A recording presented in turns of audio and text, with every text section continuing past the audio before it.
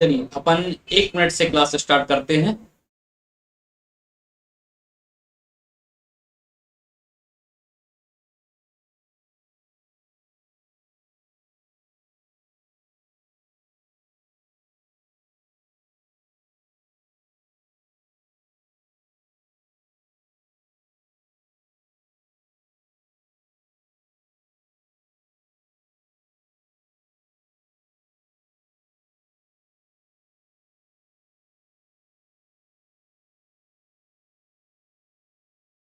अगर आप लोग जुड़े हैं तो जरा कमेंट कीजिएगा। चलिए थोड़ा सा और ऑडिबल है या नहीं।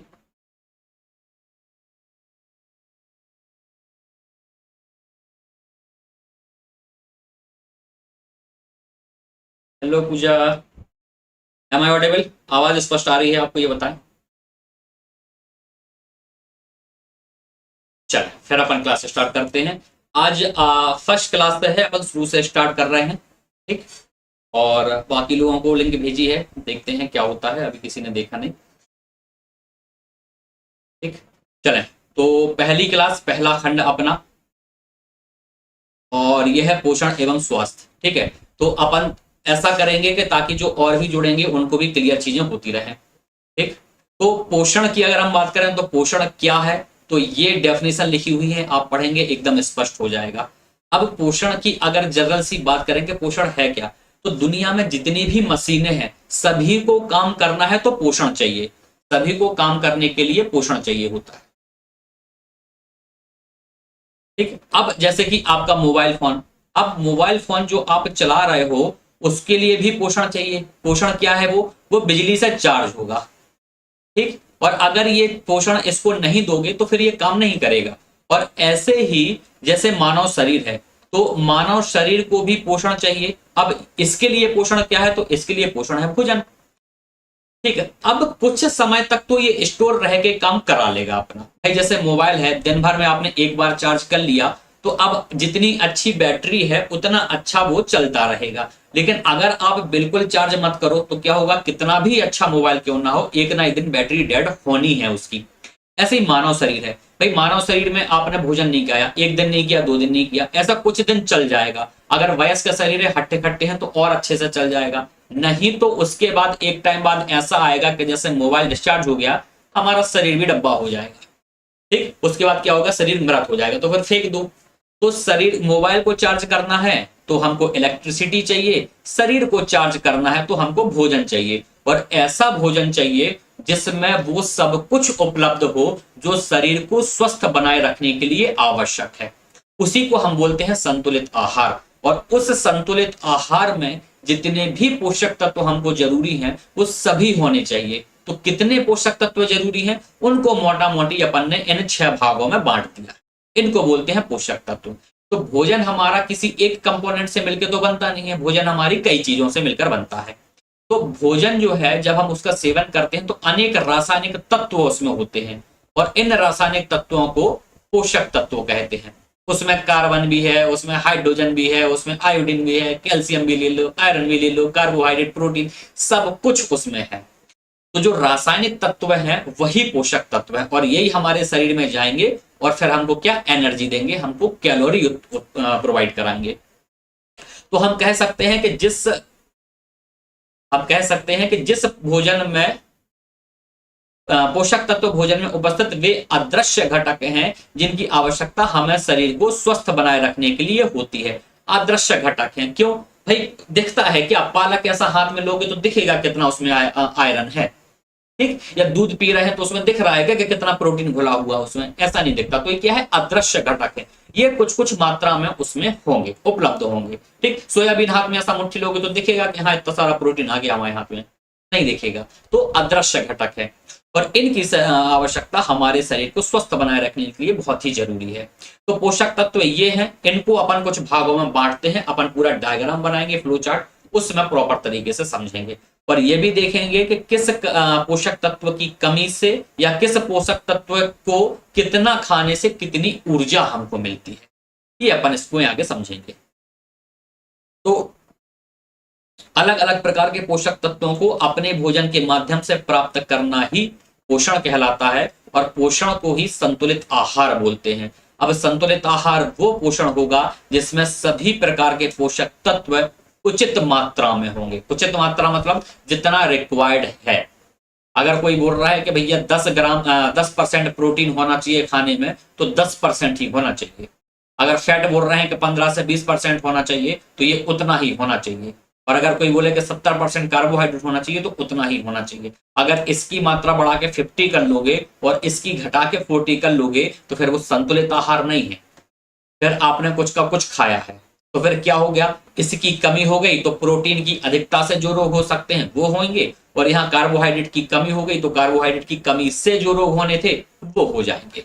तो इस प्रकार से हमको क्या करना है, जितना सुझाया गया है उतना पोषक तत्व लेना है, और जिस थाली में, जो थाली हम खा रहे हैं उसमें सुझाए हुए मात्रा के अनुसार अगर पोषक तत्व हैं, तो फिर वह संतुलित आहार है, वह थाली संतुलित आहार युक्त है। ठीक। अब फिर ये डेफिनेशन लिखी हुई है, इसको पढ़ लेंगे कि वह प्रक्रिया जिसमें सभी जीव जंतु भोजन ग्रहण करते हैं, जिसमें अलग अलग प्रकार के पोषक तत्व शामिल होते हैं, भोजन का इस्तेमाल अपने दैनिक जीवन में करते हैं, उसे ही हम पोषण बोलते हैं। वही पोषण है और जीव जंतुओं की वृद्धि और विकास का मुख्य कारक है। हम विकास कब कर पाएंगे, जब खाना खाएंगे। खाना नहीं खाएंगे ना तो कुपोषित हो जाएंगे और एक टाइम बाद मर भी जाएंगे। तो हमारा दिमाग चलता रहे, हमारा शरीर चलता रहे, हमारे अंदर के बाहर के सभी ऑर्गन प्रॉपर चलते रहें, हमारा लंबाई बढ़ती रहे, चौड़ाई बढ़ती रहे, वो किस वजह से होगा, वो होगा हमारे पोषण की वजह से। अगर पोषण नहीं लोगे तो कुछ नहीं होगा। राइट। जैसे सफल कब होंगे अपन, जब मेहनत करेंगे, पढ़ाई करेंगे। पढ़ाई नहीं करोगे तो लाख पूजा पाठ करते रहना, कुछ नहीं होने वाला। ठीक। तो जितना संघर्ष करना है जीवन में उतना तो करना ही पड़ेगा। राहुल गांधी इसके बेस्ट एग्जाम्पल है। एक दौर था जब उन्होंने कोई मेहनत नहीं की, तो उनके उस समय के बयान देखो, लोग ऐसे ही नहीं पप्पू बोलने लगे थे। और अब के बयान देखो, तो जब आदमी फील्ड में उतरा, भारत जोड़ो यात्रा की, संघर्ष किया, तब एक प्रतिभा में निखार आया। ऐसे ही आप अभी तैयारी के फेज में है, जब सिलेबस कंप्लीट हो जाएगा तो आपसे क्वेश्चन बनने लगेंगे और तब आपके प्रतिभा में निखार आएगा, अर्थात एक कॉन्फिडेंस डेवलप होगा कि अब हम कर सकते हैं और अब हमारा एग्जाम क्वालिफाई होगा। वो मेहनत करने से होगा। ठीक। और वो उचित पोषण। अब इस पूरी प्रक्रिया में पोषण क्या हो गया, इस पूरी प्रक्रिया में पोषण हो गया आपकी क्लास, आपका कंटेंट, आपके नोट्स। ये उचित मात्रा में आप क्लास लेते रहोगे, उचित मात्रा में कंटेंट पढ़ते रहोगे, उचित मात्रा में आप क्वेश्चन प्रैक्टिस करते रहोगे, तो यही आपका संतुलित आहार मतलब संतुलित तैयारी है, बैलेंस्ड प्रिपरेशन है, और यही आपको स्वस्थ बनाएगी, अर्थात परीक्षा में पास करवाएगी। ठीक। डन। अब चैम्बर्स डिक्शनरी के अनुसार पोषण की परिभाषा क्या है और टर्नर के अनुसार पोषण की परिभाषा क्या है, ये दो चीजें अपन ने देख ली। थोड़ा सा देख लेते हैं। पोषण कार्य क्या है, act of process of nourishing, अर्थात हम जो पोषण हमने लिया उसका नरिश होगा, उसका कुछ रस निकलेगा और वो क्या करेगा, उस रस को हमारा शरीर जो है वो चूसेगा और शरीर के बाकी अंगों में ट्रांसफर किया जाएगा।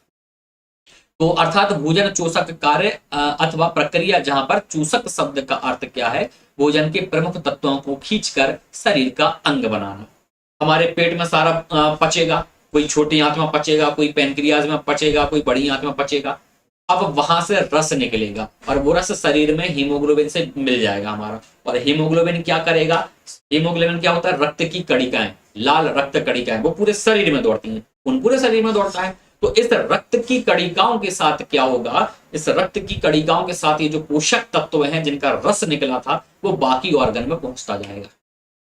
हमारे लीवर में जाएगा, हमारे हृदय में आएगा, हमारे फेफड़ों में जाएगा, किडनी में जाएगा, हर जगह जाएगा। तो जहां जितनी रिक्वायरमेंट है वो उतना ले लेगा। और अगर ज्यादा खा लिया तो क्या होगा, ज्यादा खा लिया तो जिस दिन ज्यादा खाया उस दिन लगता है कि सारा है, बहुत खा लिया आज, तो क्या हुआ, वो जाके बाकी ऑर्गन्स के आसपास जमा होने लगा। तो जब ये प्रक्रिया निरंतर चलती रहेगी तो हमारे ऑर्गन्स जो है वो फैटी हो जाएंगे, उनके आसपास चर्बी जमा हो जाएगी। तो फिर क्या होगा, फिर वो उतने एक्यूरेसी के साथ काम नहीं कर पाएंगे जितनी एक्यूरेसी से करना चाहिए। फिर क्या होगा, फिर बीमारी होगी। फिर क्या होगा, फिर हार्ट ब्लॉकेज होगा। फिर क्या होगा, राम नाम से ये होता रहेगा। तो अधिकता भी बुरी है और कमी भी बुरी है। अति सर्वत्र वर्जित, अति नहीं करना है, ना तो बहुत ज्यादा ठूस लेना है और ना कम खाना है। जितना शरीर मांगता है उतना देना है। अब टर्नर के अनुसार क्या है भैया, पोषण शरीर में होने वाली विभिन्न क्रियाओं का एक संगठन है जिसके द्वारा जीवित प्राणी ऐसे पदार्थों को ग्रहण और उपयोग करता है जो शरीर के विभिन्न कार्यों को नियंत्रित करता है, वृद्धि करता है और शारीरिक टूट फूट की मरम्मत भी करता है। अब घाव लग गया शरीर में तो खून रुकना बंद हो जाता है, तो कुछ कारण होगा तभी बंद हो गया, पता नहीं पानी जैसा बहते ही चला जाए तो मर जाएंगे अपन तो कुछ है शरीर में, कोई पोषक तत्व है जो उसको कम कर देता है। थोड़े फुंसी होते हैं, कभी कभी अपने आप ठीक हो जाते हैं। क्यों हो जाते हैं? क्योंकि कुछ है शरीर में ऐसा पोषक तत्व जो उनको ठीक करने लगता है। कभी बुखार चढ़ता है, दवाई नहीं भी कराओ अपने आप ठीक हो जाता है, क्योंकि शरीर में कुछ पोषक तत्व ऐसे हैं जिनसे शरीर की जो टूट फूट हुई है उनकी मरम्मत हो जाती है। और वृद्धि तो शरीर कर ही रहा है, दिन ब दिन अपन कोई चौड़ा हो रहा है, कोई लंबा हो रहा है, किसी का वजन बढ़ रहा है, किसी का कम हो रहा है। क्यों हो रहा है सब कुछ? इसके पीछे पूरे के पूरे पोषक तत्व है। यहां तक किसी को कोई डाउट तो नहीं है? किसी को भी यहां तक कोई डाउट हो तो आप बताएं, फिर अपन पढ़ेंगे पोषण तत्वों के जब बिंदुओं के बारे में हम विचार करते हैं तो क्या होता है। ठीक, तो अगर हम पोषक तत्वों के बिंदुओं की बात करें तो जब पोषक तत्व सुनाई देगा तो भैया क्या होगा? पोषक तत्व सुनाई देगा तो एक तो पोषक तत्वों का सेवन, कि हमको भैया पोषक तत्व खाने हैं। ठीक, एक तो ये होगा। दूसरा, पोषक तत्वों की उचित मात्रा में आहार, या आहार में उचित मात्रा होनी चाहिए। जितना आप जो खाना आप खा रहे हो उतना उचित मात्रा में होना भी तो चाहिए। पता चला अपन 6 रोटी खा गए, सब्जी खा गए, ना आपने उसके अलावा कभी फ्रूट्स खाए, ना ड्राई फ्रूट्स खाए, ना सलाद खाई, ना कुछ और खाया, तो इसमें क्या हो गया कि उचित मात्रा में नहीं है ये। इसमें एक पोषक तत्व ज्यादा हो गए, बाकी कम हो जाएंगे।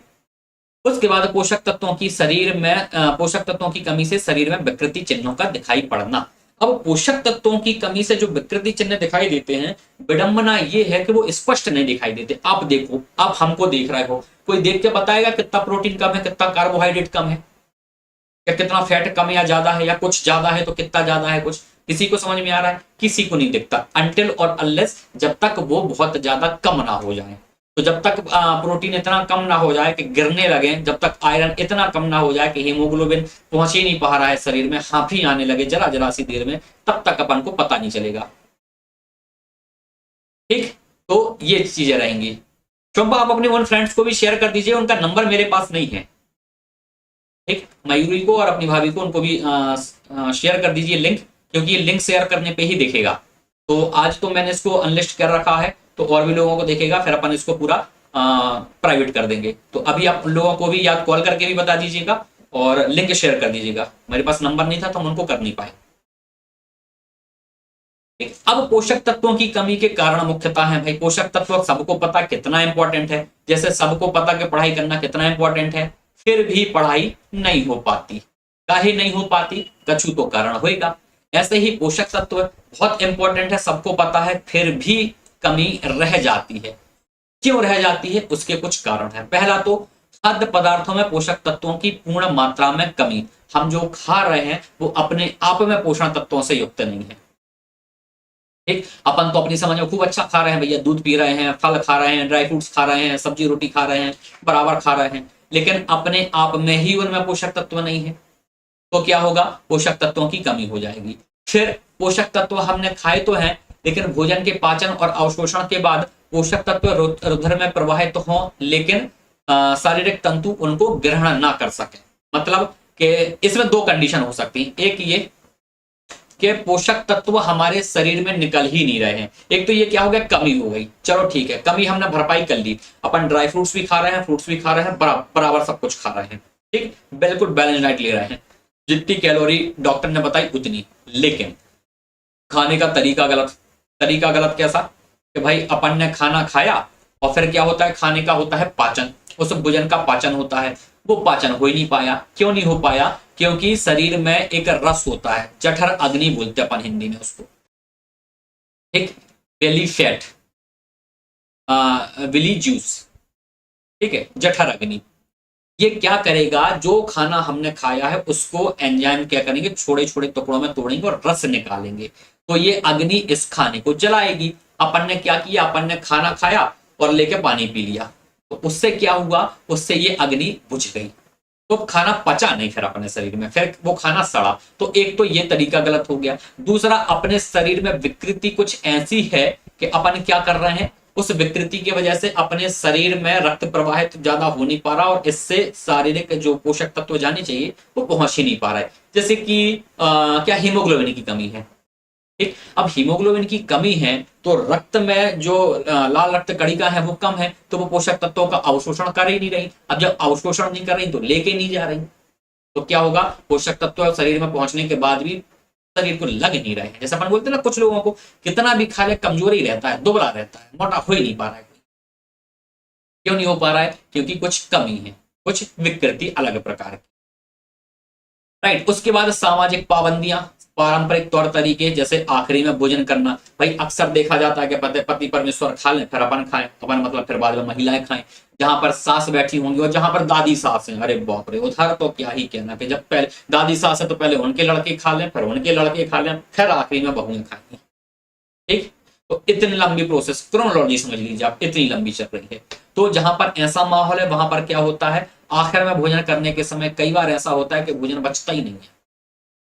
तो महिलाओं को उचित भोजन यहां से भी नहीं मिल पाता, इस वजह से कि पाबंदियां ऐसी हैं कि भूख लगी है लेकिन खा नहीं पा रहा है। क्यों? क्योंकि पहले घर के मर्द तो खा लेंगे, उसके बाद खाया जाएगा। तो ये सारी समस्याएं हैं। उसके अलावा क्या है, हमारे पेट में अलग अलग प्रकार के एंजाइम होते हैं, अलग अलग प्रकार के कीड़े होते हैं। ठीक, इनके बीच में अगर असंतुलन हो गया तो भी हमारा पाचन तंत्र गड़बड़ हो जाता है, पेट में संक्रमण हो जाए, कुछ बीमारी रहे, इस वजह से भी हमारी क्या है, खाने में पाचन तंत्र कमजोर हो जाता है और पोषण तत्व जो है वो उचित मात्रा में नहीं मिल पाते हैं। अब इसके अलावा देखो आप, अल्पाहार। अल्पाहार आजकल नया चलन चला है। ठीक, बिल्कुल पूजा, खाना ही नहीं बचेगा तो फिर भोजन क्या, पोषण क्या मिलेगा? फिर कुछ नहीं है, वो तो फिर कचरा जमा हो रहा है पेट में फिर। ठीक, फिर अल्पाहार है। अल्पाहार एक नया चलन है भाई, सबको स्लिम दिखना है। ठीक है, आजकल सोशल मीडिया का दौर है, सब सुंदर दिखना चाहते हैं, सब स्लिम दिखना चाहते हैं, तो क्या करते हैं, डाइटिंग करते हैं। तो न्यून पोषण लेते हैं, पर्याप्त पोषण ले ही नहीं रहे हैं भाई। सैलेड खा रहे हैं, अमीरी भी दिखानी है, वो भी तो जरूरी है, तो सैलेड खा रहे हैं। तो इसमें क्या होगा, कुपोषण की अवस्था में एक नया पोषक तत्व प्रतिदिन भोजन में रहते ही नहीं है। अपन खाते ही नहीं है भाई, खाना नहीं खा रहा, सैलेड खा रहे हैं, ओनली जूस पी ले रहे हैं। तो जो पूर्ति खाने से होगी वो जूस से नहीं हो सकती। जूस तो एक सप्लीमेंट की तरह है, बाकी सारी चीजें सप्लीमेंट है। अब कभी देखना, जिस दिन खाना ना खाओ, खाने में खासतौर से जिस दिन रोटी सब्जी ना खाओ, उस दिन कमी सी लगती है कि आज खाना तो हो ही नहीं पाया। ठीक है, अब न्यून पोषण वाले व्यक्ति दुर्बल और कम वजन वाले होते हैं, किंतु उनके शरीर में कोई विकृति चिन्ह दिखाई नहीं पड़ता है। जब तक बहुत ज्यादा कमी नहीं हो जाएगी ना, तब तक तो पता ही नहीं चलेगा कुछ कम हो रहा है शरीर में। जैसे कैल्शियम आप ना खाओ, कैल्शियम नहीं खा रहे हैं तो ठीक है भाई, कुछ क्या हो रहा है पता चल रहा है? कुछ नहीं। क्या होगा, कैल्शियम जब नहीं खाओगे तो हड्डियों से शोषण होता जाएगा उसका। तो जितना हड्डियों में था वो पूरा निकाल लिया, ऊपर से दे नहीं रहे, तो यहां से भी खाली हो गए, यहां से दे नहीं रहे। तो जब आप उम्र के ढलान पे पहुंचोगे 50 के आसपास, तब तक हड्डियां जवाब दे चुकी हों। उसके बाद उस कैल्शियम की भरपाई कोई नहीं कर पाएगा। फिर उसके बाद जब तक जिंदा रहोगे, कैल्शियम की गोली खाते रहोगे, कैल्शियम नहीं भर बनेगा शरीर में, क्योंकि उस समय तक क्रियाशीलता कम हो जाती है, उपापचय प्रक्रिया, मेटाबॉलिज्म कमजोर हो जाता है, पाचन नहीं होता है। फिर खूब खाओ आप कैल्शियम, कोई फायदा नहीं निकलेगा। उस समय घी पियो, पचेगा ही नहीं। तो वैसे तो वहां तो वैसे कैलोरी इंटेक कम हो जाना है, जब देने का है तब खाते नहीं हो। राइट। अब पोषण को हमने जो है मुख्यतः दो प्रकार में बांट रखा है। दो प्रकार से कैसे, ऐसे ऐसे पोषक तत्व या ऐसे पादप जो अपना भोजन स्वयं बनाते हैं। ठीक है, तो जो स्वयं भोजन बना रहे हैं वो कहलाएंगे क्या, स्वपोषी। और जो दूसरों पर निर्भर है, ठीक, जो दूसरों पर निर्भर है वो क्या है, वो है परपोषी। ठीक है, अब स्वयं बनाते हैं मतलब जैसे कि पौधे हो गए, पौधों में क्या रहेगा, क्लोरोफिल रहेगा, क्लोरोफिल रहेगा। इसमें क्या होता है, ये हिंदी में हरित लवक, पत्तियां जिसकी वजह से हरी दिखती हैं। ठीक है, ये क्या करेगा, ये सूरज की रोशनी से, सनस्क्रीन से रिएक्शन करेगा, कार्बन डाइऑक्साइड लेगा वायुमंडल से, जल लेगा मृदा से, जड़ों से, और क्या बना देगा, ग्लूकोज बना देगा, बस H2O। और रिएक्शन को बैलेंस करने के लिए अपन यहाँ पे सब जगह क्या करते हैं, 6 6 6 6 लगा देते हैं। तो ये क्या हुआ है, ये फोटोसिंथेसिस कहलाता है, मतलब प्रकाश संश्लेषण। ठीक है, ये प्रकाश संश्लेषण की क्रिया के द्वारा पौधों ने अपना भोजन स्वयं बनाया है। इसलिए ऐसे पौधे या वो सब कुछ जीव जंतु भी, वह सब जीव जगत में जो अपना भोजन स्वयं बनाते हैं वो कहलाते हैं स्वपोषी। ठीक है, और ऐसे जो अपना भोजन दूसरों से लेते हैं, दूसरों पर निर्भर होते हैं खुद के भोजन के लिए, वो कहलाते हैं परपोषी। ठीक, अब परपोषी में अपना भोजन जो दूसरों से ले रहे हैं, इसमें पादप भी हैं अर्थात पौधे भी हैं, और इसमें जंतु भी हैं। और जंतु में दोनों प्रकार के जंतु, कौन कौन से दोनों प्रकार के, एक तो हो गए शाकाहारी, ये तो ऑब्वियस है कि अपना क्या है, पौधों से ही लेते हैं, पौधे खाएंगे, हरियाली पत्ती वगैरह खाएंगे। और दूसरे मांसाहारी, ये जानवर क्या करेंगे, शाकाहारी जानवरों को खा जाएंगे, और मांसाहारी को भी खाते हैं। फिर तो सभी जानवरों को खा जाएगा, क्या शाकाहारी क्या मांसाहारी, राइट। तो ये है परपोषी, जो अपना भोजन के लिए, अपने भोजन के लिए दूसरों पर निर्भर रहते हैं। इसमें पादप भी है, इसमें जंतु भी है। अभी हम आपको डायग्राम दिखाएंगे। तो स्वपोषी, ये इनकी परिभाषा लिखी हुई है, अपन पढ़ लेंगे कि तो वो जीव जो अकार्बनिक यौगिकों, कार्बन डाइऑक्साइड, पानी और लाइट के जरिए खुद अपना भोजन बनाते हैं, उन्हें स्वपोषी कहते हैं। इस क्रिया को स्वपोषण बोलते हैं। आसान शब्दों में अपना खाना खुद बनाओ भाई, आत्मनिर्भर। और हरे पौधों को क्या है, स्वपोषी है, ऑटोट्रॉपिक है, और इन जीवों को ऑटोट्रॉप्स के रूप में जाना जाता है। तो वो जीव जो अपना भोजन स्वयं बनाते हैं क्या कहलाते हैं, ऑटोट्रॉप्स। फर्स्ट,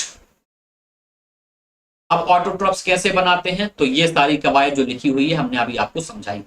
हरे रंग का एक वर्णक होता है जिसको क्लोरोफिल कहते हैं, जो सूर्य की ऊर्जा को ट्रैप करने में मदद करता है। ऑटोट्रॉप्स क्या करेगा, सूर्य के प्रकाश की उपस्थिति में अपना भोजन बनाते हैं। इस प्रक्रिया को प्रकाश संश्लेषण अर्थात फोटोसिंथेसिस के रूप में जाना जाता है। यानी हरे पौधे क्या करेंगे, प्रकाश संश्लेषण की क्रिया द्वारा अपने स्वयं के भोजन को संश्लेषित करते हैं। ठीक है, ये रिएक्शन है, ये बन गया है ग्लूकोज। ये बन गया है ग्लूकोज, राइट। ये अपन पढ़ेंगे, कार्बोहाइड्रेट तक जब पहुंचेंगे तब डिटेल में इसको पढ़ेंगे।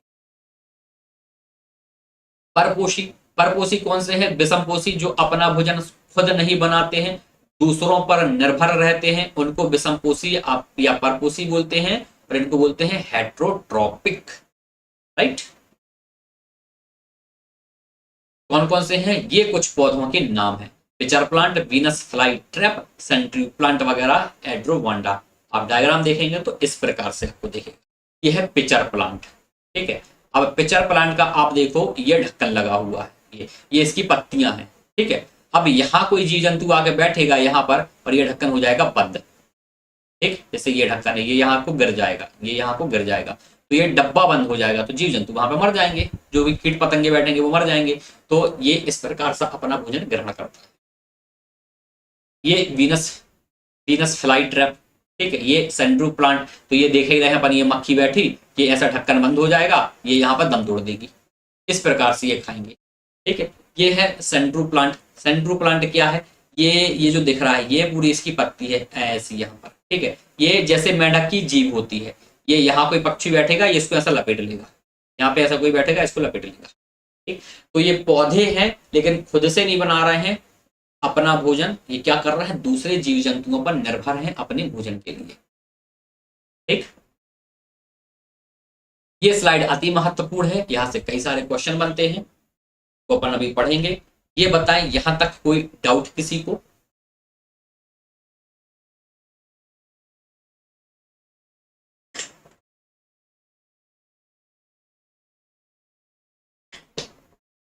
यहां तक किसी को कोई डाउट हो तो बताएं।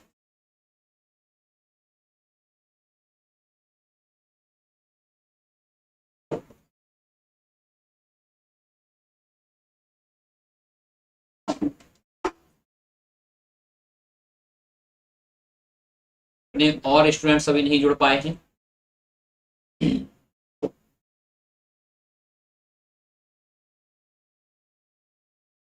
राइट, स्पष्ट है सारी चीजें।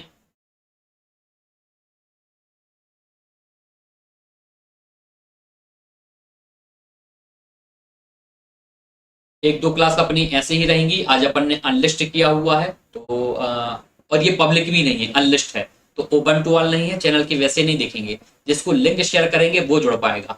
उसके बाद अपन इसको 4-5 क्लास के बाद बंद कर देंगे।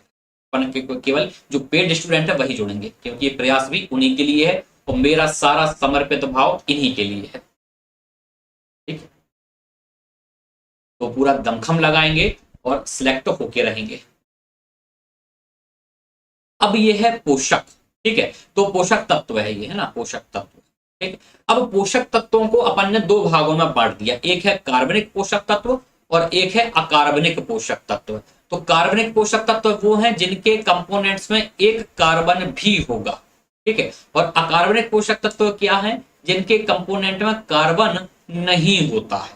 ठीक है, तो यहाँ केवल कार्बन नहीं होगा, कार्बन तो रहेगा, एक तत्व कार्बन भी रहेगा और भी दूसरे रहेंगे। ठीक है, अब इसमें अपन क्या रहते हैं, कार्बोहाइड्रेट है अपना, फैट है, फैट लिपिड या फिर वसा, ये, और प्रोटीन और विटामिन। तो ये 1 2 3 4 ये चार क्या है, हमारे कार्बनिक यौगिक है। और यहां पर क्या है, खनिज लवण, मिनरल्स। तो ये मिनरल्स यहां पर है और एक है जल। तो ये क्या है, ये है पूरे हमारे अकार्बनिक। तो अब देखोगे आप, तो 4 और 5 6, टोटल 6 हो गए, जो पिछली स्लाइड्स में अपन ने देखा था। अब इन 6 में से ये जो हमारे 3 हैं, कार्बोहाइड्रेट, लिपिड और प्रोटीन, ये कहलाते हैं बृहत पोषक तत्व। बृहत का मतलब क्या है, मैक्रो। तो अगर आप सिलेबस पे नजर डालोगे तो सिलेबस में देखिए पहली लाइन लिखी है, पोषण, संतुलित आहार, मैक्रो एवं माइक्रो न्यूट्रिएंट्स।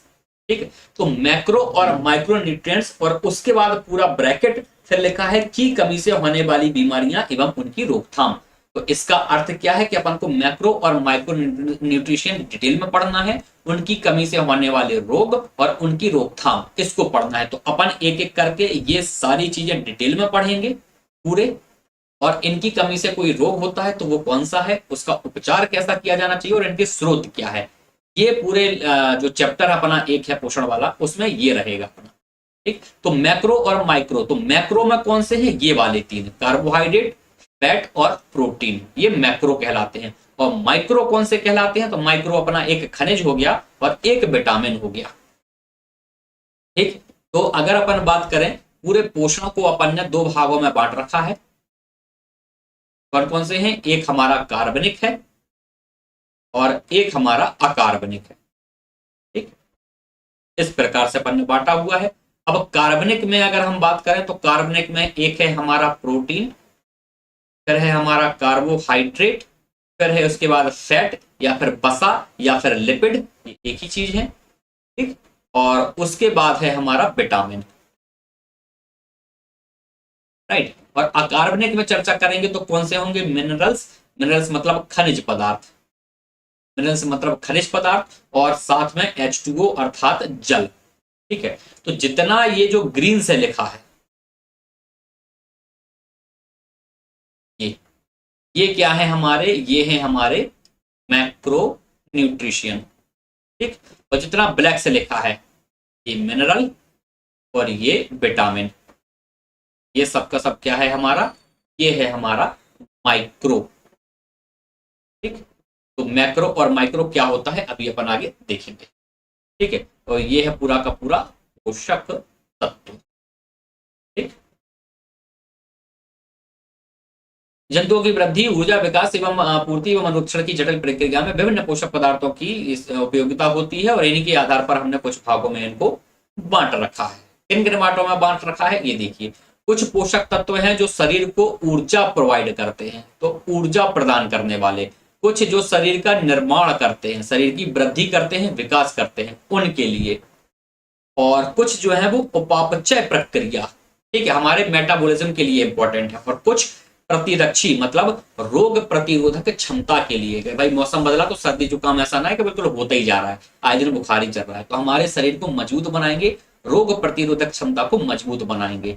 तो जो ऊर्जा प्रदान करते हैं, जो ऊर्जा प्रदान करते हैं वो है हमारे कार्बोहाइड्रेट और फैट। इनसे क्या होगा, इनसे हमारे शरीर को ऊर्जा मिलेगी। राइट, और जो शरीर का निर्माण करते हैं, शरीर का निर्माण करना, वृद्धि करना, विकास करना या फिर मरम्मत करना जो टूट फूट हुई है, ये सारा काम कौन करेगा? ये सारा काम करेगा प्रोटीन। ठीक है, बाकी उपापचय प्रक्रिया और प्रतिरक्षी, इसके लिए खनिज चाहिए, विटामिन चाहिए, खनिज चाहिए, विटामिन चाहिए। ठीक, मेन फोकस इन तीनों पर। तो इन तीनों से कितनी ऊर्जा हमको मिलेगी? ठीक, प्रोटीन से कितनी ऊर्जा मिलेगी और कार्बोहाइड्रेट से कितनी ऊर्जा मिलेगी? तो जब हम कार्बोहाइड्रेट की बात करें तो कार्बोहाइड्रेट, अगर आपने 1 ग्राम कार्बोहाइड्रेट खाया तो इस 1 ग्राम से आपको, इस 1 ग्राम कार्बोहाइड्रेट से आपको लगभग 4 किलो कैलोरी ऊर्जा मिल जाएगी। 1 ग्राम कार्बोहाइड्रेट से लगभग 4, 4.2, 4.3 ऐसे। और बसा फैट से कितनी मिल जाएगी? तो अगर आपने 1 ग्राम फैट खाया तो कितनी ऊर्जा मिल जाएगी? 1 ग्राम फैट से, 1 ग्राम फैट से मिल जाएगी लगभग 9.2 या 9.3 या लगभग 9, मोटे तौर पे इतने किलो कैलोरी प्रति ग्राम। ठीक है, ये। और प्रोटीन से कितनी मिलेगी? प्रोटीन से भी मिलती है हमको 1 ग्राम प्रोटीन में लगभग 4 किलो कैलोरी। ठीक, तो यहां इससे 4 मिलेगी, यहां इससे 4 मिल रही है, यहां इससे 9 मिल रही है। तो क्वेश्चन पूछा जाएगा कि सबसे ज्यादा ऊर्जा हमको किससे मिलेगी? तो सबसे ज्यादा ऊर्जा मिलेगी हमको किससे? फैट से। सबसे ज्यादा ऊर्जा मिलेगी हमको फैट से। ठीक, कितनी मिल जाएगी? 9 किलो कैलोरी, 9 किलो कैलोरी। ठीक, स्पष्ट? बाकी इनसे, ये माइक्रो हैं, इनको अपन वैसे भी कम मात्रा में लेते हैं। माइक्रो क्या होता है अभी अपन थोड़ी देर में देख रहे हैं। ठीक है, अब वही जो यहाँ डायग्राम में लिखा था, ये जो डायग्राम में यहाँ लिखा है, ये चार्ट है एनसीईआरटी का, NIN वेबसाइट का चार्ट है। Energy rich food, energy rich food मतलब ऐसे पोषक तत्व जिनको खाने से ऊर्जा मिलती है। तो वो क्या थे? वो थे कार्बोहाइड्रेट और फैट।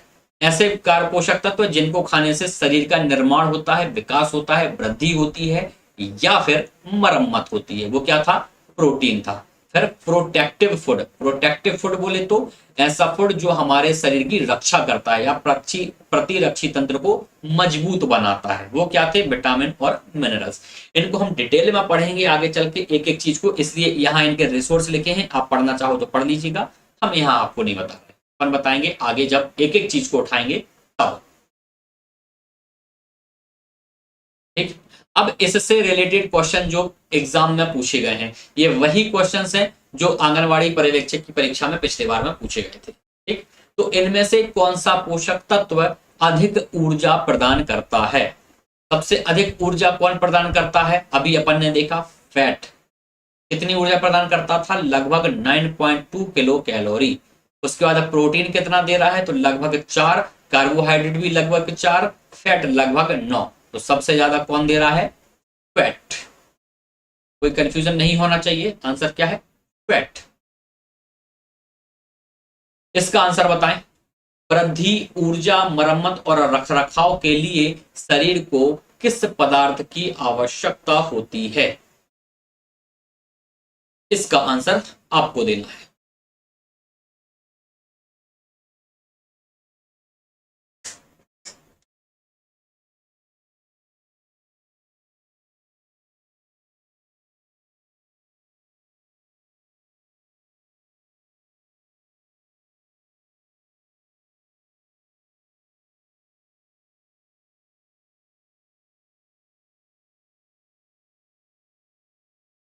क्या होगा? वृद्धि करना है, ऊर्जा चाहिए, मरम्मत चाहिए, रख रखाव चाहिए। ठीक है, तो ऊर्जा तो यहाँ उन्होंने कन्फ्यूजियाने के लिए दिया है कि भाई थोड़ा थोड़ा सा कंफ्यूज हो जाएंगे लोग बाग और कुछ का कुछ आंसर लगा दें, लेकिन अपन को कंफ्यूज बिल्कुल नहीं होना है। क्यों? क्योंकि वृद्धि हो रही है, मरम्मत हो रही है, रख रखाव हो रहा है, तो इस सब के लिए क्या चाहिए अपन को? प्रोटीन चाहिए अपन को। स्पष्ट रूप से अपन को चाहिए यहाँ पर प्रोटीन। ठीक, ये आंसर था प्रोटीन। अब पोषक तत्वों की कमी के लक्षण, राइट, कि पोषक तत्व कमी अगर है तो कैसे पता चलेगा हमको कि पोषक तत्व कम हो गए हैं?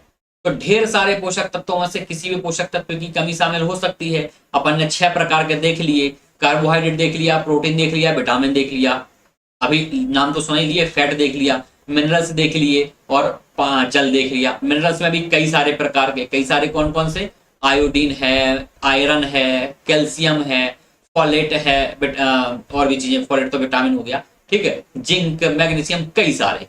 तो इतने सारे हैं, अब इनकी कमी होगी तो भाई कुछ पता चलेगा। तो सामान्य से यह है, थकान होगी भाई, अब खाना नहीं, कार्बोहाइड्रेट नहीं है शरीर में तो क्या थकान सी लग रही है, प्रोटीन नहीं है।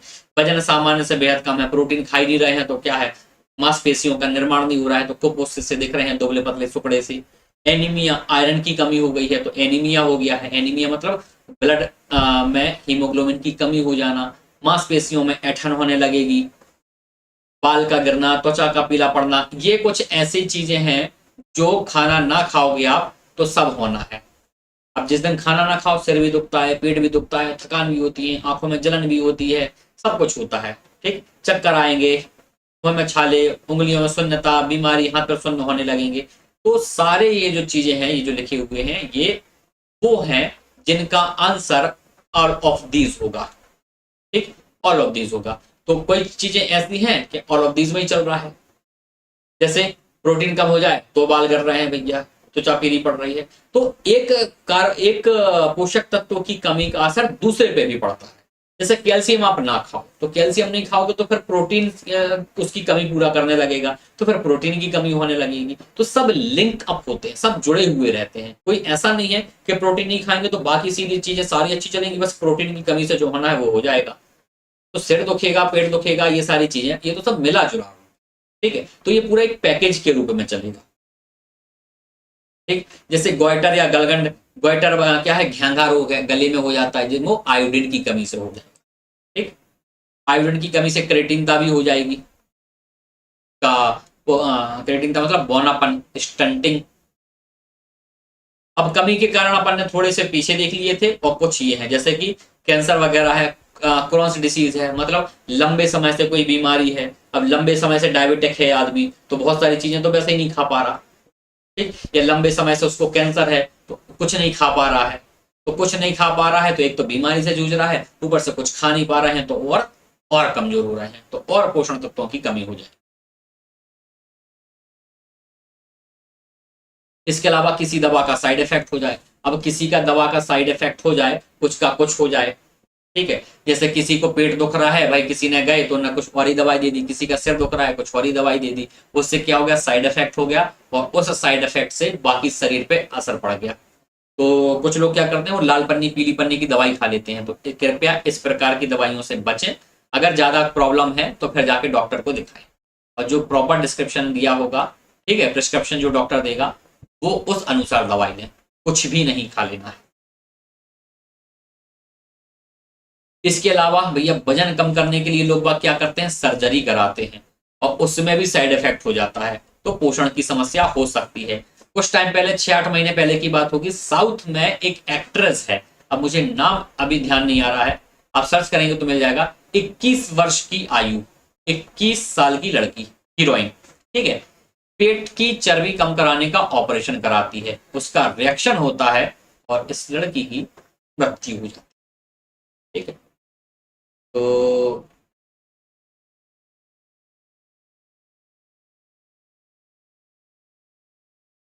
ठीक, तो क्या है कि कई बार ये जो वजन कम कराने के लिए सर्जरी वगैरह कराते हैं, इससे भी पोषण तत्वों की कमी हो जाती है, समस्या हो सकती है, ठीक। अब कमी का परीक्षण, अब कमी का परीक्षण करना है तो एक तो ये हमको सीधा दिखता नहीं है, क्योंकि ये अगर हम ऐसे बैठे हैं आपसे कहेंगे बताओ कितना प्रोटीन कम है, कितना कार्बोहाइड्रेट ज्यादा है, कितनी फैट कम है या ज्यादा है, तो देखने से समझ में नहीं आएगा। तो फिर क्या है, इसका डायग्नोसिस होना बेहद जरूरी है, क्योंकि इसकी कमी होती रहेगी, हमको पकड़ में ही नहीं आएगी। जब एकदम लस्त हो जाएंगे, गिर पड़ेंगे, तब पता चलेगा कि अच्छा तुम्हें तो कार्बोहाइड्रेट कम हो गया था, ये तुम तो पता ही नहीं चला, ठीक। या फिर हड्डियां भंगुर होने लगी, कैल्शियम कम हो गया था, पता चला क्या, नहीं पता चला, जब हड्डी टूट गई तब समझ में आया। तो ये क्या होगा, जब एक्सट्रीम कंडीशन आएगी तब पोषण तत्वों की कमी का ज्ञान होता है, नहीं तो पता भी नहीं चलता है। तो क्या करना पड़ेगा भैया, हमको टेस्ट कराने पड़ेंगे, शारीरिक जांच करवा लो, बॉडी मास इंडेक्स। तो बॉडी मास इंडेक्स से हमारे प्रोटीन या हमारे पोषण तत्वों का निर्धारण हो जाता है, ठीक है। फिर खून की जांच, ताकि पता चल सके कि खून से विटामिन और मिनरल्स का जमाव कितना है, अल्ट्रासाउंड वगैरह कराना पड़ेगा। अब बॉडी मास इंडेक्स, ये जो बीएमआई है, इसके बारे में थोड़ा सा हम आपको बता देते हैं। एक तो याद रखना है बीएमआई बॉडी मास इंडेक्स का फुल फॉर्म, ठीक है। तो बीएमआई, बीएमआई अर्थात बॉडी मास इंडेक्स। एक क्वेश्चन तो यहीं से बनेगा, जितने भी एब्रीविएशन आएंगे ये शॉर्ट वाले फॉर्म, उन सबके फुल फॉर्म करना है अपन को, किसी का भी नहीं चूकना। जैसे आईसीएमआर आएगा, उसकी रिपोर्ट, आरडीए आएगा, मतलब डेली जो जितना बता रहा है वो सब, सबके फुल फॉर्म करने अपन को, किसी को भी नहीं छोड़ना है, ठीक है। तो बॉडी मास इंडेक्स, राइट। ये नापते कैसे हैं? तो ये नापा जाएगा आपके शरीर का मास, मतलब द्रव्यमान, आपका वजन कितना है, और अपॉन में आपकी हाइट का स्क्वायर, हाइट का स्क्वायर। अब ये जो मास नापा जाता है, ये नापा जाता है किलोग्राम में, और ये जो हाइट नापी जाती है, ये नापी जाती है मीटर में। तो पूरी यूनिट क्या हो जाएगी इसकी? किलोग्राम प्रति मीटर स्क्वायर, ठीक। अब बीएमआई को अगर आप देखो, बीएमआई इज इक्वल टू, अगर अपन यूनिट चेक करो तो किलोग्राम प्रति मीटर स्क्वायर। अब ये किलोग्राम के डायरेक्ट प्रोपोर्शनल है, सीधे सीधे समानुपाती है। इसका मतलब है कि वजन जितना ज्यादा होगा बीएमआई उतना अच्छा होगा, और वजन जितना कम होगा बीएमआई उतना कम हो जाएगा, ठीक है। और अगर एवरेज वजन जो है वो कांस्टेंट है, मान लीजिए 4 लोगों का अपन ने देखा तो सबका वजन 70 किलो है, तो फिर जिसकी हाइट कम है उसका बीएमआई अच्छा होगा, क्योंकि ये इनवर्स प्रोपोर्शनल है। देख रहे हैं आप, इसको अपन ऐसा लिख सकते हैं ना, बीएमआई डायरेक्ट प्रोपोर्शनल है केजी के, और बीएमआई इनडायरेक्टली प्रोपोर्शनल है, इनवर्स प्रोपोर्शनल है मीटर स्क्वायर के, मतलब हाइट के स्क्वायर के, ठीक है। अगर इसको कांस्टेंट मान लिया जाए और फिर इसको कांस्टेंट मान लिया जाए। एक एग्जांपल, रफली एक आइडिया हम आपको बता रहे हैं कि अगर जो व्यक्ति वजन में सही है, बॉडी वेट सही है, तो फिर उसका बीएमआई सही है, लेकिन अति हो जाए वजन, कोई 150 किलो का भी होता है, तो फिर बीएमआई ज्यादा है, तो फिर वो अलग प्रकार की समस्या है। क्या है वो समस्या, इसको अपन देखते हैं। अगर ये इस फॉर्मूले के अनुसार बीएमआई आपका लेस देन 80 आया, 18 से कम आया, तो इसका मतलब आपका वजन बहुत कम है, आप कुपोषित हैं, ठीक। अगर बीएमआई लेस देन 18 है, 18 से कम है, इसका मतलब क्या है, आप कुपोषित हैं, ठीक है। ऑब्वियस है, कम है तो मतलब क्या है, वजन कम है, अब वजन कम है तो कुपोषित कहलाता है जनरल टर्म्स में, ठीक। अगर बीएमआई 18 से लेके 24.9 तक है, तो फिर क्या है, वजन ठीक ठाक है, इसकी तुलना में तो अच्छा ही है, तो ये कहलाएगा सामान्य। ये क्या कहलाएगा, सामान्य है व्यक्ति, कुपोषित नहीं है, बढ़िया चल रहा है उसका जीवन।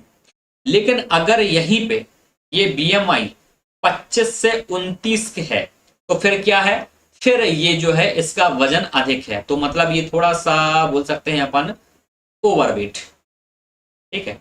ओवरवेट मतलब कि अगर 60 होना चाहिए तो 65 के आसपास है, 68 के आसपास है, इतना 70 के आसपास मान लो, ये ओवरवेट है। लेकिन किसी का बॉडी बीएमआई जो है वो 30 के पार आ गया भैया, मतलब वजन घनघोर ज्यादा है, ठीक है। हाइट तो जरूरत से ज्यादा नहीं बढ़ सकती ना भाई, हाइट ऐसा थोड़ी है 8 फुट का आदमी हो जाएगा, ऐसा तो नहीं होगा। हाइट सामान्यतः 5 फुट से कम है, सॉरी 6 फुट से थोड़ा कम पकड़ दो, 5.5 फुट से 6 फुट इतना ही रहेगी आदमी की एवरेज हाइट, ठीक। मतलब 5, 8, 5, 10 ऐसा कुछ रहेगा, तो ये तो लगभग सभी का कांस्टेंट रहेगा। बॉडी वेट से डिसाइड हो जाएगा कि कितना कुपोषित है और कितना नहीं है, ठीक। तो 30 से ज्यादा अगर हो गया तो इसका मतलब क्या है, फिर ये मोटापा है, फिर ये मोटापा है, ठीक, और घनघोर मोटापा है। तो ये है पूरा बीएमआई मापने का तरीका। इस प्रकार से हम नापेंगे कि बीएमआई आपका कितना है और आप किस रेंज में आते हैं। बीएमआई में कोई डाउट तो नहीं, कोई कंफ्यूजन तो नहीं? अगर आप न्यूज़पेपर पढ़ते हो तो कुछ दिन पहले बीएमआई के बारे में एक रिपोर्ट आई थी, तो अमेरिका में जो यूनिवर्सिटीज हैं जो रिसर्च करती रहती है, उन्होंने बताया था कि अब ये पोषण मापने का एकमात्र तरीका बीएमआई नहीं है, ये सही नहीं है, क्योंकि ये अमेरिकन लोगों ने ही निकाला था, और वहां के जो व्हाइट लोग हैं, श्वेत लोग थे, उनको आधार मान के निकाला था, ठीक है।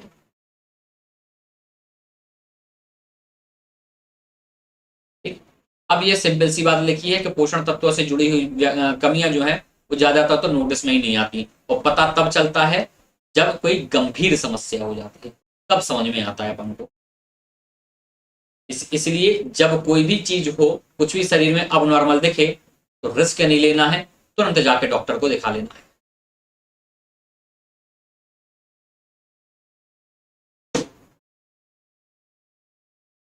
ठीक। अब पोषक तत्वों की कमी का इलाज, भाई पोषक तत्व कम हो गए तो फिर इलाज क्या है? तो इलाज क्या है? सिंपल सा इलाज है भैया, खाओ। ठीक, या तो मुंह से खाओ, नहीं तो नसों से खाओ, कहीं से तो खाओ। खाओ का शरीर में जाने दो, पोषक तत्व आओ, शरीर में आओ। कैसे आओ? या तो आहार ले लो, भोजन में ले लो, या फिर फूड सप्लीमेंट टैबलेट्स आती हैं वो खा लो, या फिर नसों में इंजेक्शन लगाते हैं लोग बाग, तो वो कर लो। ठीक, हालांकि वो इंजेक्शन लगाने का तरीका गलत है, वो नहीं करना है ना। तो पोषण संबंधी सप्लीमेंट्स को मुख्य या इंट्रावेनस तरीकों से मरीज को दिया जाना। ठीक है, अपन मौखिक रूप से या इंट्रावेनस, मतलब कुछ जैसे ज्यादा कम हो गए हैं, है ना, कोई बीमारी हो गया, अस्पताल में लेट गया आईसीयू में, तो फिर क्या है, इंजेक्शन तो देना ही पड़ेगा, और नहीं तो क्या है, टैबलेट दे दो। तो गर्भवती महिलाओं को कैल्शियम वगैरह ज्यादा चाहिए, आयरन ज्यादा चाहिए, फोलिक एसिड ज्यादा चाहिए, तो क्या करते हैं, पूरे 9 महीने तक डॉक्टर टैबलेट खिलाते हैं कि ये टैबलेट खाओ और डिलीवरी के बाद भी खाओ। ठीक, क्योंकि उन पोषक तत्वों की कमी ना हो जाए। राइट है। फिर अगर पोषण की कमी है तो दवा दिया जाना चाहिए, दवाई दो उनको, और नहीं तो फिर फोर्टिफाइड फूड। अब ये फोर्टिफाइड फूड क्या है, अभी देखते हैं। ठीक, व्यक्ति को जरूरत के हिसाब से तैयार किया गया डाइट प्लान और पोषक तत्वों से भरपूर सप्लीमेंट्स का सेवन करने से पोषण की कमी को दूर किया जा सकता है। ठीक है, अब आते हैं फोर्टिफाइड फूड पे। उससे पहले ये चीजें, और सरकार क्या कर रही है, अपन को भी क्या करना है, आप भी जब सेलेक्ट होके जाओगे तो क्या करना है, ये पहले तो लोगों को जाके जागरूक करो, तो ये अच्छा खाओ पियो, है ना, ताऊ काहे खाई नहीं खा रहे हो। या फिर फोर्टिफाइड फूड। अब फोर्टिफाइड फूड क्या होता है? फोर्टिफाइड फूड से आशय है कि ऐसा पोषक या ऐसा खाद्य पदार्थ जिसमें कृत्रिम रूप से जिसमें कृत्रिम रूप से पोषक तत्व बढ़ाए जाते हैं। कृत्रिम रूप से पोषक तत्व बढ़ाए जाते हैं। कैसे बढ़ाए जाते हैं साहब? अब मान लीजिए कि चावल है, ठीक है, चावल में है कार्बोहाइड्रेट, ठीक है, या फिर मक्का है, गेहूं है, इनमें है कार्बोहाइड्रेट, लेकिन प्राकृतिक रूप से जितना है वो कम है, वो कम है। अब ये क्यों करने की जरूरत पड़ रही है? क्योंकि सरकार जो है वो राशन बांट रही है, मध्याह्न भोजन योजना चल रही है, तो बच्चों को खाना देना है। तो गांव में बच्चे या आदिवासी बच्चे जो पिछड़े क्षेत्रों में हैं, वो स्कूल जाते ही इसलिए हैं आंगनवाड़ी में ताकि उनको एक टाइम का भोजन मिल जाएगा। तो सरकार क्या चाह रही है कि एक टाइम का भोजन में ही इतना पोषक तत्व उनको दे दो कि दिन भर में कम से कम कुछ पूर्ति तो हो ही जाए। तो अब जो चावल प्राकृतिक रूप से मिल रहा है, रासायनों का प्रयोग हो रहा है, रासायनिक खाद इस्तेमाल की जा रही है, तो कहाँ पोषक तत्व बचे? तो इसमें उतना है नहीं है। तो क्या करो, इसका बनाओ आटा चावल का, उसको पीस लो। अब उसमें मिलाओ अलग से कार्बोहाइड्रेट बाहर से, उसमें मिलाओ अलग से प्रोटीन, उसमें मिलाओ अलग से फैट, सारे पोषक तत्वों का गुड मिक्स इसमें मिलाओ, ठीक, उस आटे में, और उस आटे को वापस से चावल का शेप दे दो, और वो चावल पैक करके वापस पहुंचा दो कहां पर? जहां पर वो बटने, चाहे राशन के तौर पर और चाहे तो जो बच्चों को खाद्य पदार्थ खिलाया जाना है मध्याह्न भोजन, उस तौर पर। अब यहां से मान लीजिए कि जो प्राकृतिक रूप से चावल मिल रहा था, सपोज एक आइडिया, उसमें 100 किलो कैलोरी मिल जा रही थी अगर कोई आदमी भरपेट चावल खा ले तो, ठीक है। अब 100 किलो कैलोरी मिल रही थी या एक प्लेट चावल में, अब ये फोर्टिफाइड कर दिया, तो जहां यहाँ 100 मिल रही थी, यहां पर 200 से 250 मिलने लग गई एक प्लेट चावल में। तो कितना हो गया? जस्ट डबल हो गया। तो जो बच्चे को मध्याह्न भोजन में एक प्लेट मिल रहा था, एक प्लेट चावल में ये 100 किलो कैलोरी ले रहा था, अब ये 200 से 250 ले लेगा। तो ये है फोर्टिफाइड फूड का कंसेप्ट, ठीक। अब उसके बाद क्या है? मैक्रो न्यूट्रिशन और माइक्रो न्यूट्रिशन। तो मैक्रो न्यूट्रिशन क्या है और माइक्रो न्यूट्रिशन क्या है, इनको पढ़ेंगे अपन डिटेल में कल, ठीक। मैक्रो न्यूट्रिशन, माइक्रो न्यूट्रिशन, ठीक है। अब यहां आपको थोड़ा सा ओवरव्यू बता देते हैं कि अपन इसको कैसे कंप्लीट करेंगे, ठीक है। तो ये मैक्रो माइक्रो न्यूट्रिशन पढ़ेंगे, संतुलित आहार अपन पढ़ेंगे, यहाँ पे फूड ग्रुप्स में बांटा हुआ है अपन ने। अब किस ऊर्जा, पोषक तत्व से कितनी ऊर्जा मिलती है, अपन ये देखेंगे। डायग्राम के रूप में कुछ क्वेश्चंस रहेंगे अपने पास इस प्रकार से। फिर कैलोरी पढ़ेंगे अपन, कितनी कैलोरी रिकमेंड की गई है, उनके कुछ क्वेश्चन रहेंगे। संतुलित आहार चार्ट है, आईसीएमआर क्या वाला है, ये रिपोर्ट जो बता रही है उसके बारे में देखेंगे। फिर अलग अलग उम्र में किस प्रकार का पोषण तत्व आपको लेना है, छोटा बच्चा है, बड़ा बच्चा है, और बड़ा बच्चा है, फिर महिला है, फिर वयस्क है, तो इनके लिए कितने पोषक तत्वों की आवश्यकता है, किसको कम करना है, किसको ज्यादा करना है, अपन इसको पढ़ेंगे। फिर मेल फीमेल के लिए कितना प्रोटीन, कार्बोहाइड्रेट, फैट, कैल्शियम लेना चाहिए, इसको देखेंगे। ये किसने सुझाया है, हम उसको भी पढ़ेंगे। आईसीएमआर की रिपोर्ट है, आरडीए उसको बोलते हैं, रिकमेंडेड डाइटरी अलाउंस। ठीक, उसके बाद ये सारी चीजें आएंगी अपने, फिर क्वेश्चंस आएंगे अपने, फिर ये सब रहेगा। आईसीएमआर रिपोर्ट बताएंगे अपन कि कितना सुझाव दिया गया है, कितना खाना है अपन को। ठीक है, उसके बाद ये 2010 की रिपोर्ट है, 2020 की रिपोर्ट है, इसको डिटेल में करेंगे। फिर संतुलित आहार चार्ट क्या होता है, ठीक, फिर वो अलग अलग लेवल पे जिसको बांट रखा है अपन ने। फिर ये पाचक तत्व देखेंगे अपन, पाचन प्रक्रिया देखेंगे, पूरे डायग्राम से समझेंगे कहाँ किस चीज का पाचन हो रहा है। फिर थोड़ा सा प्रोटीन आएगा अपना, ये तो प्रोटीन किस चीज से मिलकर बना है, डायग्राम वगैरह, इसके बॉन्ड वगैरह सब अपन बहुत डिटेल में पढ़ेंगे। ये प्रोटीन की संरचना, प्रोटीन के फायदे, उसकी कमी से होने वाले रोग, आईसीएमआर ने कितना प्रोटीन खाने को सुझाव दिया है, ये सारी उसकी कमी से होने वाले रोग पढ़ेंगे अपन। कुछ रोग हैं जो स्पेसिफिक हैं, जैसे क्वाशियोरकर हो गया, एडिमा हो गया, यहाँ से क्वेश्चन बनते हैं, इनको पढ़ेंगे। फिर उसके क्वेश्चन हैं अपने पास, और भी बहुत सारे क्वेश्चन हैं, 3000 एमसीक्यू से ज्यादा अपन करने वाले हैं। फिर कार्बोहाइड्रेट, कार्बोहाइड्रेट का डिटेल पढ़ेंगे, कितने प्रकार से बांटा गया है, ये होते क्या है, फिर ये कितने प्रकार हैं इनके, इनको अपन देखेंगे। फिर एक एक करके उन सारे प्रकारों को देखेंगे, इनका जो टेस्टिंग होती है वो नाम से अपन अवेयर होंगे। उसके बाद ये कुछ समझाने के लिए हमने चीजें एक्स्ट्रा रखी हैं, उनको समझेंगे। फिर ग्लूकोज मोनोसैकेराइड, इनके जो एग्जाम्पल होते हैं, फ्रक्टोज हो गया, गैलेक्टोज है, फिर ओलिगोसैकेराइड आएगा, जिसमें से क्या माल्टोज वगैरह पढ़ेंगे अपन, लैक्टोज पढ़ेंगे जो हमारे दूध में होता है। ठीक है, फिर सुक्रोज होता है जो हमारे शुगर कैन में, गन्ने वगैरह में होती है, जिसकी शक्कर का प्रयोग जो हम करते हैं उसको पढ़ेंगे। फिर शर्करा का कुछ और फैक्ट पड़ेगा, हमारा डाटा को देखेंगे अपन। फिर पॉलीसैकेराइड, तो हमारे शरीर में ग्लूकोज जमा होता है, पेड़ पौधों में ग्लूकोज जमा होता है, तो उसके बारे में देखेंगे। इनको ग्लाइकन बोलते हैं, किस बॉन्ड से जुड़े होते हैं ये। फिर स्टार्च संचय पॉलीसैकेराइड, मतलब जो संचित है पौधों में, जो संचित है हमारे शरीर में, वो ग्लाइकोजन, ग्लूकोज, इसके बारे में देखेंगे। फिर संरचनात्मक सेल्यूलोज वगैरह है, क्या कारण है कि सेल्यूलोज, लकड़ी हम नहीं खा सकते, जीव जंतु खा जाते हैं। ठीक है, या फिर दीमक वगैरह है जो लकड़ी चट कर जाते हैं, क्यों होता है, कौन से एंजाइम है जिनकी वजह से ये पाचन कर पाते हैं, उसको समझेंगे। उसके बाद क्या रहेगा हमारा, कुछ और फैक्ट्स रहेंगे, बहुत डिटेल में अपन इसको कवर करेंगे। इसकी कमी से कौन से रोग हो रहे हैं वो देखेंगे। फिर कुछ इंपॉर्टेंट फैक्ट और हैं। फिर रहेगा हमारा ये ब्लड से रिलेशन है, कौन सार्वजनिक दाता है, कौन ग्राही है। फिर कुछ क्वेश्चंस, फिर ये क्वेश्चंस रहेंगे, खूब सारे क्वेश्चन हैं अपने पास। ठीक है, इसके अलावा पूरी शीट रहेगी, वो क्वेश्चन प्रैक्टिस आप करेंगे ताकि रिवीजन जल्दी से जल्दी आपका होता जाए। ठीक, फिर आएगा हमारा फैट, फिर हम फैट पढ़ेंगे, फैट के बारे में इतना सब कुछ रहेगा हमारा। ठीक, ये सब फैट में रहेगा हमारा। फैट के प्रकार हैं कई सारे, हम वो देखेंगे, अपन करते जाएंगे। संतृप्त वसा, असंतृप्त वसा, लिपोप्रोटीन क्या होते हैं, गुड कोलेस्ट्रॉल क्या है, बैड कोलेस्ट्रॉल क्या है, ये सब चीजें। ठीक, पूरा डिटेल रहेगा ये। ट्रांस फैट क्या है, ये ट्रांस फैट आया। फिर इसके स्रोत क्या है, इनके कुछ क्वेश्चंस रहेंगे। फिर विटामिन, नाम किसने दिया, जल में घुलनशील, वसा में घुलनशील, ये विटामिन के टाइप्स रहेंगे। फिर ये उसके बारे में कुछ और जानकारी रहेगी, एक एक करके पूरा विटामिन हम अलग से पढ़ेंगे। विटामिन ए, इसके बारे में डिटेल पूरा। ठीक, फिर विटामिन ए का शरीर पर प्रभाव क्या पड़ेगा। फिर बी समूह में बहुत सारे विटामिन होते हैं, तो ये बी समूह के विटामिन। ठीक, इनका नाम क्या है, सबका रासायनिक नाम, उसकी शॉर्ट ट्रिक आपको बताएंगे।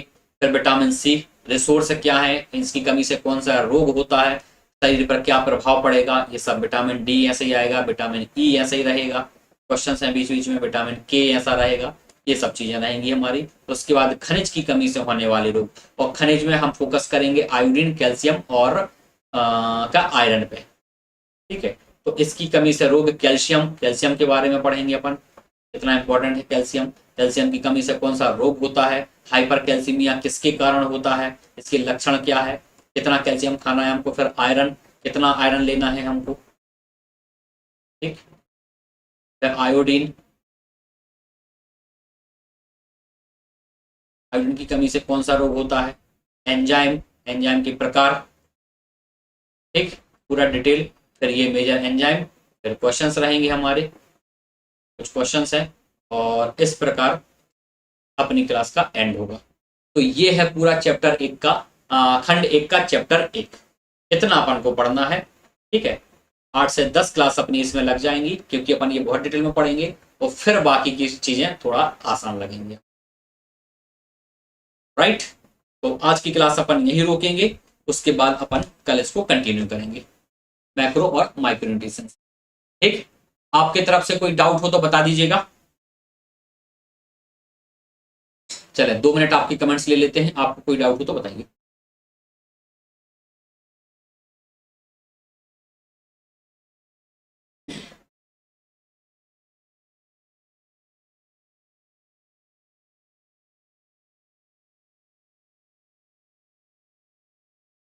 नो डाउट पूजा, गुड।